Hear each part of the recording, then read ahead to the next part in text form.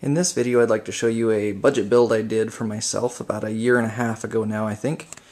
This computer started out as a Premio case, just something I salvaged off of an older computer. I don't remember where I got it from at the time, but I painted it. It used to be white, so I airbrushed it all black and painted the front green just to kind of give it a little bit of a different look. So the case I got for free. This whole build I think I did for a little under $500, which was pretty good at the time.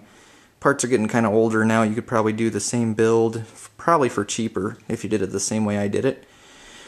But the whole idea with this case was to build a computer that I could take to LAN parties and not have to worry about ruining my main machine.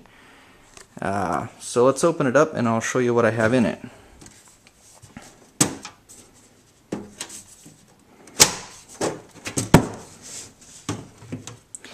Okay, when I went with a case this small, it's kind of difficult to fit everything in here, and my cable management is basically non-existent in this case.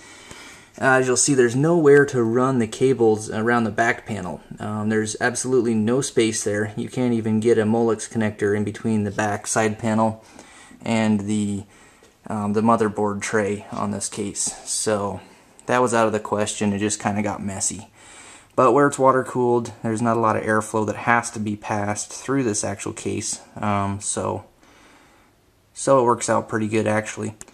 Just doesn't look real pretty. I got a 450 watt power supply in it. Nothing real special again. Just it powers what I have in here very nicely. It's got a E7400 Intell processor in it. You can see I've got the Aquagate S1 by Cooler Master in this case. I've actually modded that cooling system a little bit to make it a little more efficient. Nothing major though. I'm still using the stock pump. It's actually got the pump in the water block up here for the CPU. It works out pretty good. I can't say I'd recommend the system for a big computer if you're going to do a lot of overclocking. The only thing I've got overclocked in here is the video card, so it works out pretty nice for the system. It's a 9800 XFX in it. After I got the water cooler in there, I wasn't able to fit any other video card in this case. I wanted to go with like a 260 or maybe even a 250, but they were way too big. In fact, the 250 would have been like right to the middle of my fan here on my water cooler, so that was out of the question. Just put the best one I could fit in it. I've got a Zalman VGA block in it. I had to splice the tubing in that Aquagate. It voids the warranty, but I wasn't too worried about it. That cooler holds up really well. It's got a 120mm radiator, 120mm fan with a fan speed controller on it. I had to mod the front of this case. It's really hard to see. What I did was I actually cut a hole out of the steel case and put a 120mm fan in here in front of this radiator. And what that does, this radiator pushes air forward and it actually pushes air out this gap right here. Airflow obviously not very good. Obviously the best way to do this would be to put a hole right in the front of the case, but I didn't want to do that and ruin my paint job, so it really does provide a decent amount of airflow out of the front of this. And the whole computer stays very cool.